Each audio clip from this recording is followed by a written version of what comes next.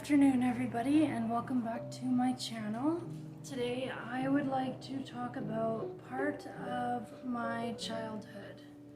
So my childhood wasn't the worst childhood, but it also wasn't the greatest. So some background history of my family. On my mom's side, my great-grandparents were both active in the World War II. My grandmother worked in a factory and my grandfather was a rescue jet. They moved a lot with their 6 children. My grandma has told me they've been to Churchill, Manitoba. They've also been to New Zealand to try to escape the dangers of the war. Yeah, so they've had 6 children. My grandma is, I think, the 3rd oldest, and she is my mother's mom. And on my dad's side, my grandfather and my grandmother are really the only ones that I know, and his siblings. I don't really know that other side of the family because I wasn't allowed to see them for a while. My mother said that she didn't want to be involved with them when I was 6 years old, so I didn't see them until I was about 17 or 16 years old.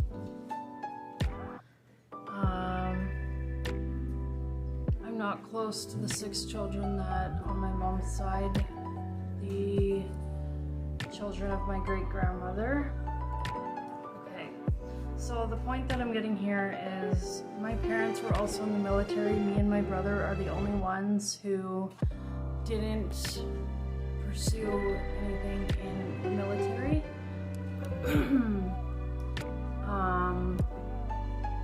But they were never stationed anywhere. My dad's friend was stationed in, where was it? Kandahar. So he went to Kandahar. My dad never did. Neither did my mom. My mother trained in infantry. My father was a medic. I remember when they used to take me to the bases and they used to show me all the tanks, the guns, the medic tent. I was about 4 years old, 3 or 4, I think, anyway. Now, there's always been an issue with me and my father.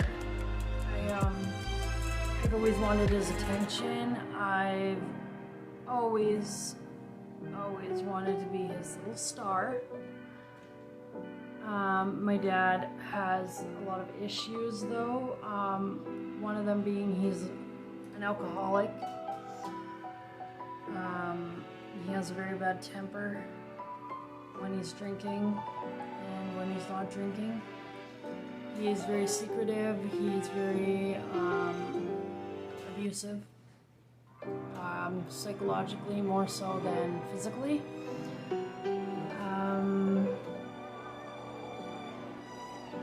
Ever since I was a little girl, I've always wondered why he even had kids.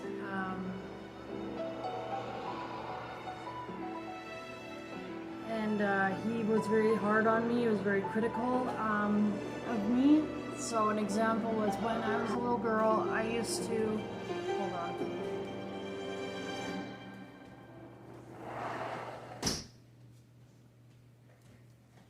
When I was a little girl, I used to pretend that I was an animal because I loved animals so much that that was what I did. That's how I played and that's what it was like. And I used to walk on my toes and I used to put my hands like this and I wanted to be an animal. That was my thing. Space and animals were the big things when I was a kid. And my dad used to get really mad at me and he used to tell my mom that I needed to stop doing that. It was weird and I was gonna get bullied at school, and I did, but I also had a lot of friends, a lot more friends in Airdrie than I did where I moved to After Airdrie.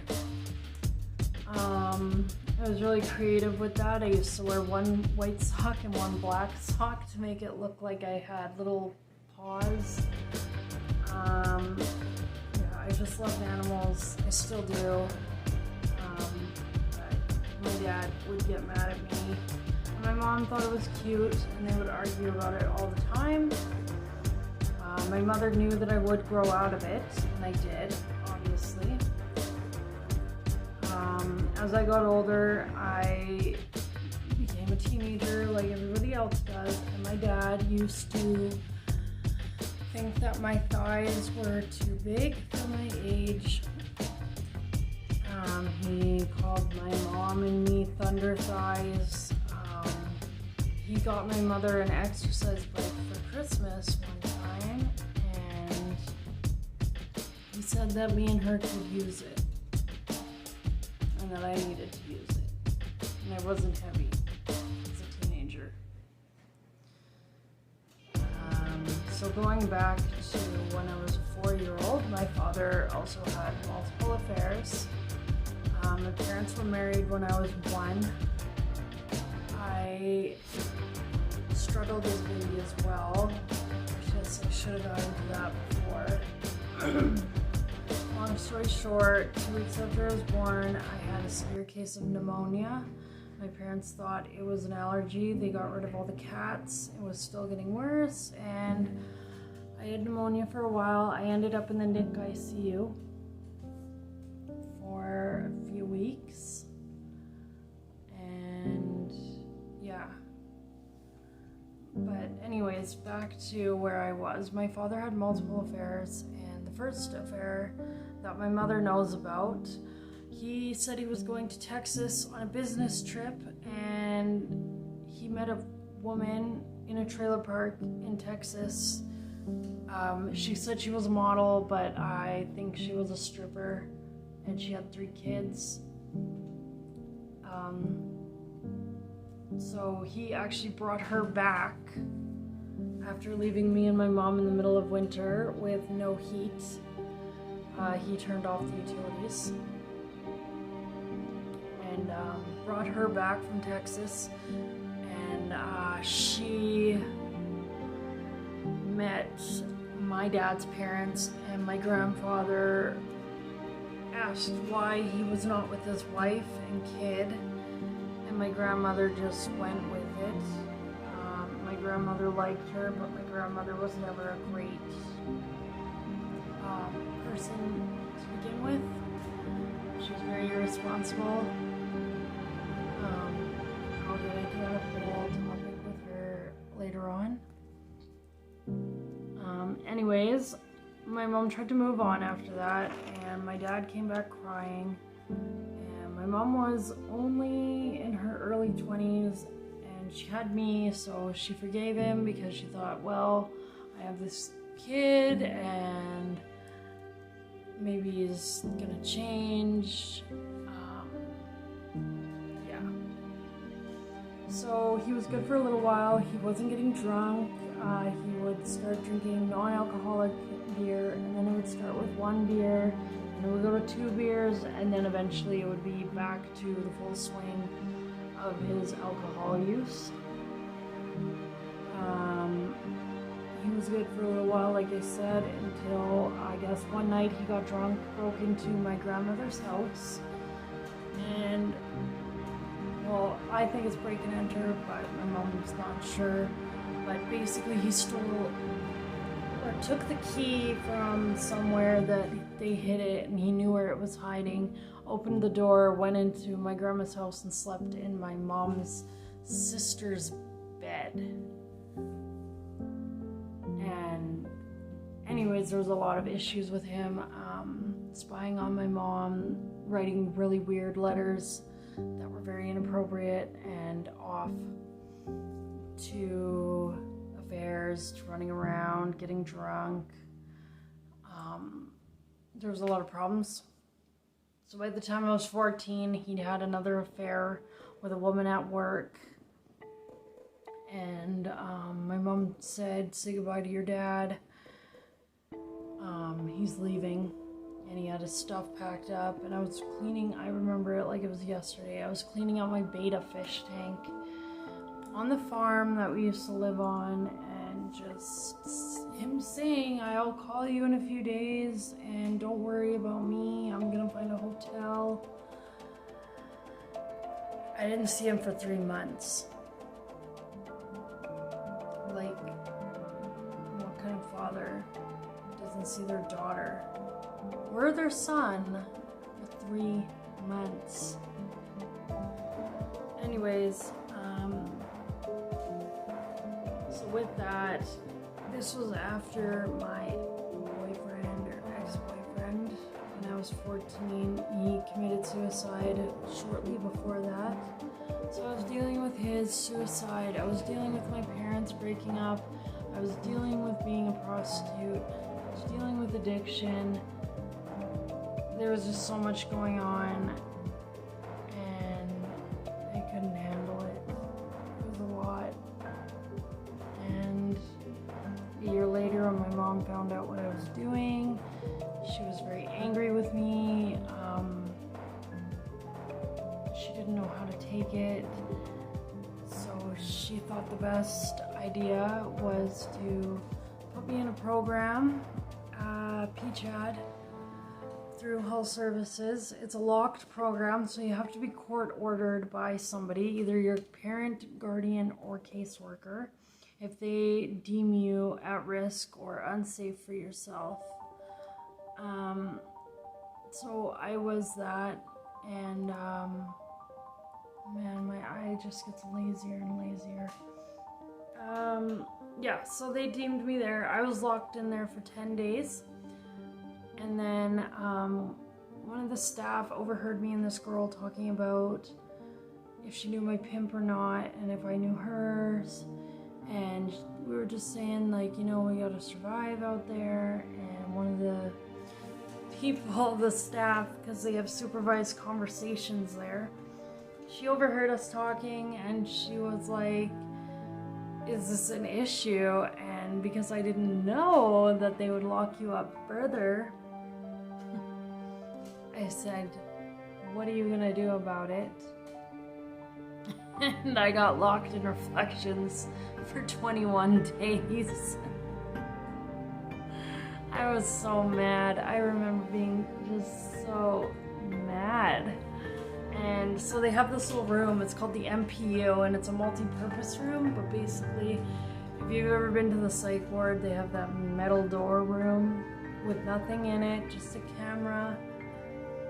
And it's like you can punch the walls, you can do whatever you want, but you're not getting out of that room. So they put me in there. That scared the hell out of me because I've never been in that kind of room before. So I was sitting there crying, and they're like, okay, if you want to come out, you have to sit in the corner and stay there. And that will tell us that you want to come out. So I did that. I'm crying. I don't know what's going on. Like, I'm like 15 years old. So they're like explaining the program to me and stuff, and I'm trying to deny it now. I'm trying to say, no, no, no, I didn't mean it. This isn't true. I was just talking to this girl. We didn't mean anything about it. And they're like, yeah, right. So I ended up getting locked in there, and it took me 3 times of being locked in there, and the full amount of time you can get locked in one of those, they're all different. Secure Services is 30 days, I think, and I think Reflections was the longest stay, besides the long-term programs like Cottage 1, Cottage 2. You can stay locked up in there for 47 days, and yes, it is nicer than jail, because you get to watch TV as long as it's not over PG-13, so basically cartoons. You can watch movies, you can pick movies there, but they have to be, of course, PG-13. Because they do put young kids in there for the prostitution. I was reading one of their cards, and it made me cry because they said their youngest apprehended child that was going through sexual exploitation was 9 years old. Like, there's sickos out there. They're disgusting. 9 years old. So, anyways, I spent a lot of time locked up in and out of there. I spent a week in jail for a fake assault charge. The only reason why I went to jail was because I missed court, because I went AWOL. And I wanted to go get high and get drunk. And so I did that, missed court, and they're like, you're going to jail. Bye. So, yeah. There was all that going on, and I did try on and off living at my mom's house, but it didn't work because I was just so mad at that time and angry, and I wanted to do what I wanted to do, and that was that. So yeah, my childhood and stuff was pretty rocky. I've always been an anxious child too. I used to hide under the desks when I was asked a question in elementary school, and then when they questioned me in middle school and stuff, I would just sit there with my head down, hoping that the teacher would just move on.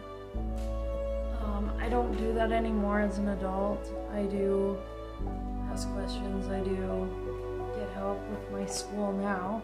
I'm not as anxious as I was about that stuff, but there is new anxieties that I suffer with on a daily basis.